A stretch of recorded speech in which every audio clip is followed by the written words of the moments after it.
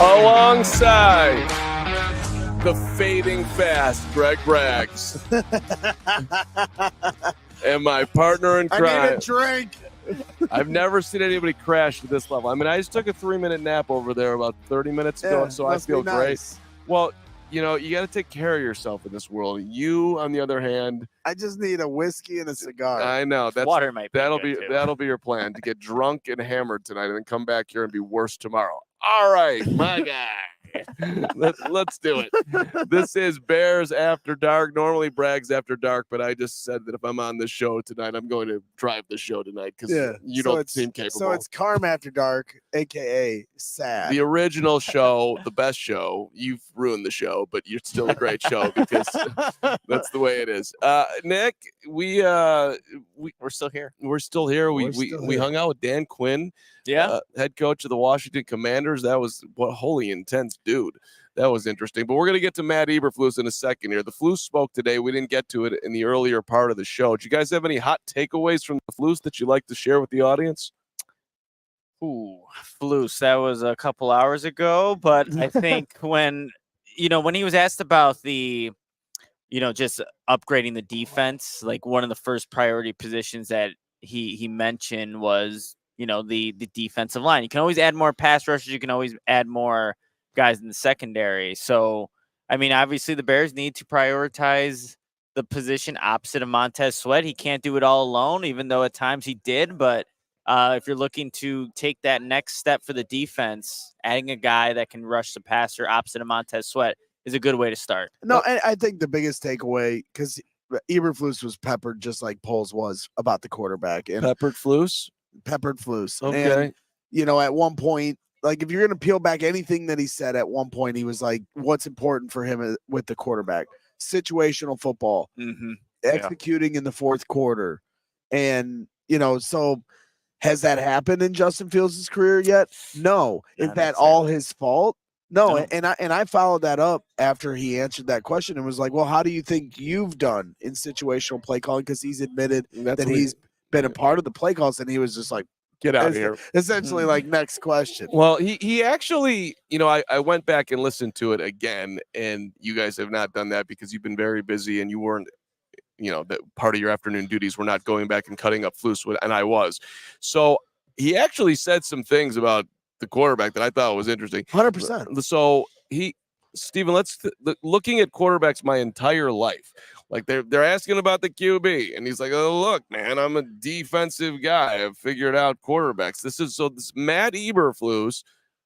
I'm going to call him QB expert after we play these two cuts. Here's his first one. He's look, I've been doing this forever. You think I don't know a good quarterback when I see one? The Flus. Been looking at quarterbacks all my life, and I know what a good quarterback looks like, and what's hard on the defense, and a guy that has the ability to create, a guy that has the ability to throw with timing and accuracy, and the guy that can move the ball on the field when it's critical moments, third down, 2 minute, all those critical moments. So I've always looked at that, and that's been a fun process for me. So, I mean, that's a confident Flus, right? Dude knows a good QB when he sees one. All right. Let's go a little more specific there, Matt Eberflus, the fancy Flus, looking all sly these days with his new look. The traits that he's actually looking for, he kind of tipped it right there, but he goes a little even further in depth. This is like open Flus, if you will. Matt Eberflus, traits that he's looking for. The wiring of a quarterback, obviously, is number one is leadership. You have to be a great leader. You got to be resilient. You got to be able to handle criticism. And then obviously the physical traits. That's a big part of it. The accuracy, the timing, the platform, all the things you talk about with that. And then being a winner. That's what it comes down to. All these teams that do things at the end of the season, they have winners at the quarterback spot. Winner, chicken dinner. Absolutely. What's going on over here? Nothing. Just getting some feedback from the chat saying there's a little bit of echo. We appreciate you guys. We're working with some audio stuff, an echo situation. Yeah, a little echo. So you could sing a song and it might sound lovely with you. Well, the whole winner thing too. Matt Eberflus highlighted that, but so did Ryan Poles when Greg, you asked your follow up about the surgeon artist kind of thing. There goes Nick. We lost Nick. There we go. Back to Nick. Back to me. You're good. No, we can't hear Nick. Can you hear me? Now we got Nick. you That can was hear my me. fault. My bad, guys. Yeah, no. When you asked Greg the follow up on the surgeon or artist, Poles didn't give a preference on that. He said he wants a winner. Poles also said he wants a winner at the quarterback position. So when you look at the team, the quarterbacks that are playing at the end of the year in college, he also alluded to those quarterbacks are again termed winners. So I thought that was another interesting little wrinkle on top of the traits that he's looking for at the quarterback. Like obviously the physical traits, throw the ball downfield, but also you got to be a winner at the position too. And Steven, I got one more on the quarterback and Flus. The separating factor. This is what I actually thought that was in the last cut. I apologize. My apologies. First mistake I've ever made in the history of podcasting. The separating factor. You literally want separating factors of what he's, this is what the great ones have and the other ones don't. I look at situations. I look at the guys that can operate third down, 2 minute, in the end of the game situations. That to me is what the separator for me. And then you look at toughness. You got to look at toughness for a quarterback. Really is about the mental toughness to be able to stand in the pocket, deliver the ball, and then also have the discernment to be able to move out of the pocket and create when it's necessary. So they come on all different shapes and sizes. But it's always been fun to evaluate those guys. It's a Flus looking for toughness. It's a Flus looking for clutchness. It's a Flus looking. He wants a money ass dude. That's how I hear it. And what that means as far as Justin Fields and Caleb Williams and Drake May and whoever else, I don't think it means a whole lot, because I don't think he's certainly not saying that Justin isn't that, but you could pick it apart obviously and say, well, Justin hasn't been great in the 2 minute and he hasn't been great on 30. You can do all those things, but I wasn't looking at I don't know how you guys are hearing it, but I don't hear him taking shots at the current Bears quarterback. No, but just the way they talk around it. That's the thing. And speaking about the position, but not specific to the player. Like the last week or so that we've heard from Shane Waldron or Ryan Poles earlier, and now Matt Eberflus. I mean, Ryan was probably the most candid of any of them to speak directly about the players. But that's the thing that I think is the biggest takeaway is just how they're avoiding talking about the specific on the player and just talking about the position itself. Well, in those critical situations too, I think for Matt Eberflus and any head coach in the NFL, they know games are won and lost on those third down, your ability to convert in the red zone, 2 minute. And we just haven't seen that consistently enough from the Chicago Bears recently. And I think just as a head coach, he just wants somebody, not saying again that Justin can't do it, but if you can get somebody who can be consistent and putting you in a better position in those certain situations, then you have a chance to win football games, regardless of what the score is, what the outcome is. You can come out on top in those critical situations, you're going to win a lot of those football games. So I think that's where he's also coming from as a head coach, where how important it is. So before we move off the quarterback, because I think we've talked about it a couple of minutes every now and then for the last, and we're going to continue, but for this show, we'll move off it in a second here. As I see Mark Grody coming out here, who we're supposed to go do something with, but never mind. Okay, the point is this. I want to ask you this question. What percentage of you right now thinks they're going to draft a quarterback number one and not trade the pick? What percentage of you? 99%. 99. Okay, Nick? 98, 99, yeah. So everybody on this show is at 98, 99, 99.6 that they're doing this. There's no turning back. Everything that we heard today from Ryan Poles about how he wants to do right by Justin. Yep. Hard to walk that back at some point. Yep. So it all. Matt Eberflus did an interview with SiriusXM where he said, when we know what we're gonna do, then we'll tell him When, not if, when. Well, but that could be either way. But okay, True. It certainly does. It's amazing how a day spins here. But at noon today, I wasn't. I was like, I don't know. I thought I would have, if I was to bet, of course, I would have bet Caleb then, and I would have bet Caleb a week ago, and I would have bet Caleb a month ago. Well, but it does feel a little bit different by the end of today. And we saw Josh Schrock from NBC Sports Chicago put out an article here recently that they're reporting that the Atlanta Falcons are emerging as a front runner as a trade candidate. And I know some Bears fans are talking about because the Atlanta Falcons pick at 8. Could there be a swap from 9 to 8? With an additional second round pick attached to that, the smoke is starting to pillow. Pillowing smoke? Pillow. Smoke. Is that a real statement? I don't know. I mean, I thought I came up with a great statement. Is pillowing smoke I real? think that's a thing. Yeah. Smoke pillows. Smoke pillows? Yeah. Fluff. Yeah. All right. Oh, okay. Yeah, I okay. get that. PTBD. I thought I was on fire with that one. Hey, all right, just a couple from the Flus, and we'll move off Flus here. And Well, do you want to? Is it still quarterback centric, or you want to take a little quick shout out to our friends over at Circa? oh, we can always take a Love it, shout yeah. out. to Circa. We Let's- love you. We love you, Circa. We You know this. We love you. Circa. Fly us back out. Let's swim in your pool. Circa Sports, book tight money line splits, low hold model. Games will strive to be a -110 split on the Circa Sports menu, unlike other sports books, which may use a -115 or a -120 split. Suckers. Circa Sports keeps as little money as possible on large market bets, especially compared to the other books. They're very transparent. Circa Sports does not limit players based on their winnings. Every player has the same limits, unlike other books who do limit winning players. I encourage every bettor to download and explore all sporting betting apps available and go see for yourself. Compare the lines from each sportsbook, and you'll see that Circa Sportsbook is second to none. Their customer service is also second to none. They're real people behind the Circa Sports brand who resolve issues in a timely fashion, unlike other books who use those chat bots that everybody hates. All aspects of the app are being run by the same team that runs the main Circa Sportsbook at Circa Resort and Casino in Las Vegas.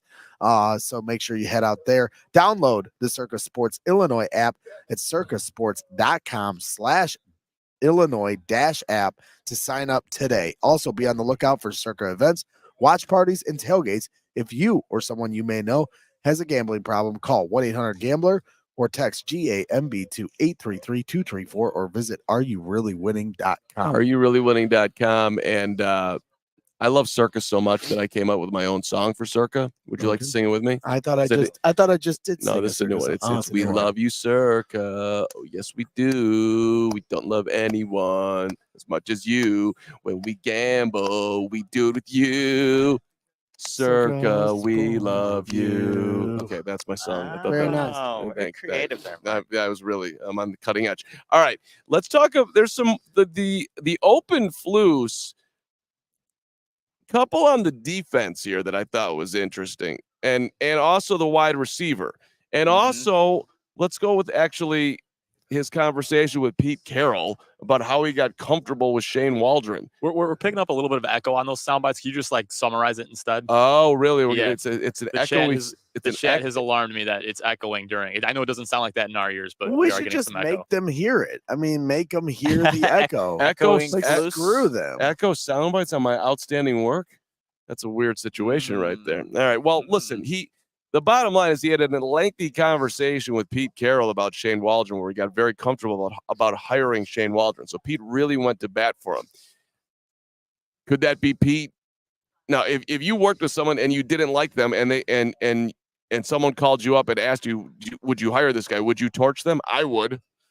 Wouldn't you? If you worked with someone who was a huge pain in the ass, I don't know what you're laughing at. Who maybe made fun of you in ways that you didn't appreciate, and you never thought that guy had any real talent, and somebody called you up and said, "Would you hire this guy?" Well, you'd kill him, right? Yes. You know, Mark, I would back you up to anybody. Well, I think I got your back. there is something to be said that Pete went to bat for the level that he did with Shane, and the Flus appreciated. So that was one. He also, when he was asked about the wide receiver talent, I feel like I'm on Nicholas Moreano right now doing a Bears report. But when he asked about the wide receiver talent on the team, he's like, "We need depth. We need." He didn't say playmakers, but he said we Dynamic pieces there. Yeah. Free agency or through the draft. So it makes it hard to defend. He was also saying when you have guys like that with an X like DJ Moore. He in essence said we have nothing other than DJ. That's what he said. I mean, when you look at the Bears wide receiver room right now, Mark, is he wrong? No, He's not. So that's what I'm saying. It's like the honest Flus today. Hey, we need depth. We need players. We need something. Knock, knock, knock. Ryan Poles. I mean, I know they're in love, and I'm sure this is not a contentious thing by Flus, but he's calling out what it is. To me, it was a nice, solid, honest Flus moment. And he did say that the defense is close. Yes. You might want to elaborate on that one, Nick. Feel free. He's also extreme. And the other one was that he really gave Jaylon a whole lot of love, which furthermore goes into my point that I think Jaylon's going to be signed by the time we walk out of here on Friday. Yeah, so what he was saying about the defense, it was interesting too because he didn't give too much credit to them. He said that he wanted to commend those guys for sticking through it in the beginning, but he said you can always have more rusher, can always have more corners. He loved that, but he's called it we're close to being a pretty solid group. I think that's so even though Flus was being a little honest there, I'm like he didn't, I guess, praise up the defense to the level that I thought he was going to because they did ball out towards the back half of the season, but a solid group. He's keeping it, he's not giving them all the praise right now. He wants to see them continue to have players and continue to do what they did at the back half of the 2023 season. And Greg and I were talking to some notables yesterday, and it's like, look, they got one pass rusher, so they need more. There's still more to the defense, and I think the Flus is underlining that too. But this is one of the questions, and I didn't get a great answer from Eberflus. Not that I'm taking it personal, but I asked him, I am taking it personal because I thought it was a good question. Was how hard was it to evaluate your defense before Montez Sweat got here? Because to me, I don't think it was a fair evaluation. Because you look at a guy like Jaylon Johnson. Let's just talk about him specifically. And look how last year he was very critical about, hey, I need him to turn the football over. Well, you need a pass rusher to give you multiple opportunities to get turnovers. And then, voila, you get Montez Sweat in here, and all of a sudden the Chicago Bears have 22 interceptions, tied for the most interceptions in the league with the San Francisco 49ers. That's only with one pass rusher on your defense. Underrated, great question by you. Great job by you. Didn't see it that way then, seeing it that way now. Really like the question. He didn't give you a good answer. I'm mad at you too, at Matt Eberflus. I think he knows that I fired him like 5 or 6 times. It's it's not personal. I don't really think he's paying attention to our show. That doesn't seem to me like the paying attention to his look now. You should feel guilty about that though, because I'm a little worried about it. A little worried about what? That he's mad at me. He's not mad at you. He's not mad. Do you think he's not going to answer your question I'm next year? worried. I promise you, what if we see him out? He doesn't care about you at all. I promise you. That's what Nick said. I don't know. I'm worried. I'm worried. Look, Jason Leisure asked him a lot of tough questions and basically I wouldn't say after your question, Greg, he's like, and Jason. So yeah. I mean, even that's why he was mad, because he was like, Jason was next, and you cut Jason off. Yeah, you know what? Yeah. Well, hey, listen. I think you and Flus have a great. We gotta work something out. You got a good future. Poles will smooth it out for you. That's your buddy. He'll smooth out the Flus part for you. You guys you'll dance down Flus lane. I have no doubt in my mind. All right. This is like a little after dinner dessert Bears After Dark tonight. So before we get out here, anything that's left in the chamber here that you want to fire away at that we have not covered today? And hopefully everybody enjoyed our dynamic first show today. Let me ask this you, bonus action. Go ahead, Nick. You got actually one last thing that Flus did mention. There was a restructuring of the offense with hiring or having now a run game coordinator and a pass game coordinator with and both those guys obviously being under Shane Waldron. Why did they kind of go about restructuring the room that way? But what Matt Eberflus was saying, it was important that everybody was working as one cohesive unit. So he met with, Chris Morgan, and you meet with, those guys in position so that whatever the identity of the offense is going to be in the 2024 season, they're all in line with each other. And I think that's important when you're having this much turnover with the coaching staff, but also in potentially a new quarterback. So I think that's really important that everybody's cohesive. They know what the direction is. They know what the identity is going to be, because obviously the Bears got probably halfway through the season offensively where they felt like the identity was what they wanted it to be. So if you can get started on that in the beginning of the season, puts you in a better position to be successful on offense early on. And to that point, then the other question that I gave him was, have you built out your playbook yet? And at what point is the playbook complete to where you can give it to your players that are currently on the roster? And he said they're still working through that. So they still got to figure out what they're doing at quarterback. They still got a playbook to fill out. And all these their whole offensive staff is here right now evaluating players. So they're really behind the 8 ball when it comes to the rest of the league. to, get this whole thing under control. And that's just another point to how hard it would be for Justin Fields to come in a make it or break it year where you're already a few months behind. You don't have a playbook. You're trying to evaluate who you're going to bring on the roster. So it'll be interesting to see how long, those things develop. Shout out as we get on out here to my guy Josh McCown landing in Minneapolis with the Vikings. Very interesting as their new quarterbacks coach. Josh McCown making his way around the leagues, and Field Yates putting out on Twitter that he has the same agent as Kirk Cousins. Does that mean that Kirk's coming back to Minnesota? Certainly doesn't hurt his chances of going back to Minnesota. I always thought that he was going back to Minnesota because Kirk Cousins seems very comfortable in Minnesota, and he's played well for the Vikings. Say what you want about Kirk Cousins, but Josh McCown back in the division. I'm a longtime McCowney. I've been hoping that somehow, some way he would land here, which, by the way, we didn't. Like a great guy. Well respected.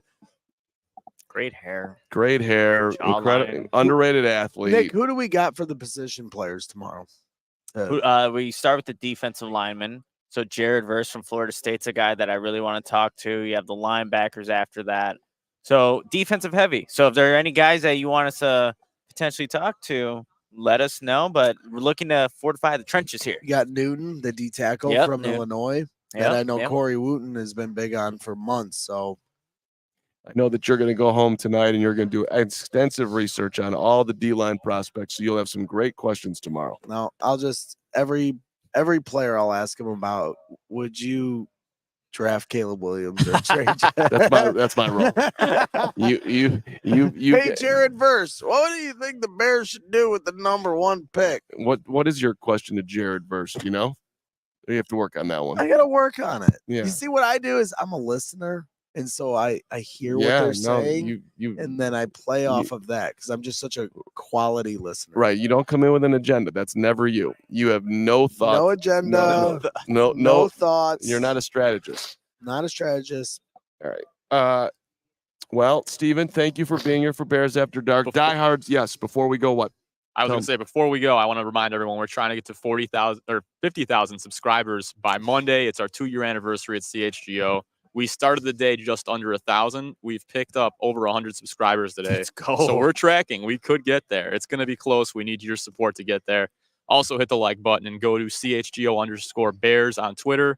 We're trying to hit 40,000 followers on there. Help us reach all of our goals. And thank you guys for sticking it out for an extra 6 hours today to make this happen. Everybody who's here for After Dark is a true genius human being. And if you haven't hit the subscribe button, please do. And if you want to be a superstar, pass it along to one of your friends. Hey, help these guys out. If you like Bears content, you like Bears content. If you like entertainment, if you like friendship, if you like hot fudge sundaes, if you like hot dogs, if you like peanuts, puppies, if you like people that look like they need a nap at 6 at night, you want to be here, right here. I love you. I love you, Carman. Yeah, I love you back, Greg. I hope you. I hope